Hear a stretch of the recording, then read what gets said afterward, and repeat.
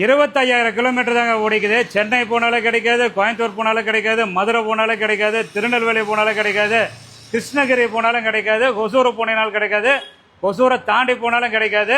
வண்டியோட குவாலிட்டி பாருங்கள், அப்படியே தெளிவாக இருக்கும். வண்டி 2 ஓனருங்க, வெறும் 25,000 கிலோமீட்டர் தான் ஓடிக்குது. பாடி நல்லா பார்த்தீங்கன்னா ரொம்ப தெளிவாக இருக்கும். எந்த ஒரு டென்டோ ஸ்க்ராச்சஸோ அதெல்லாம் எதுவும் பார்க்க முடியாது. டயர் கண்டிஷன்லாம் பார்த்தீங்கன்னா ஆல்மோஸ்ட் ஃப்ரண்ட் 2 பார்த்தீங்கன்னா ஆல்மோஸ்ட் புதுசாக இருக்கும். பின்னாடி 2 பார்த்தீங்கன்னா ஆல்மோஸ்ட் ஒரு 60% மேலேயே இருக்கும்.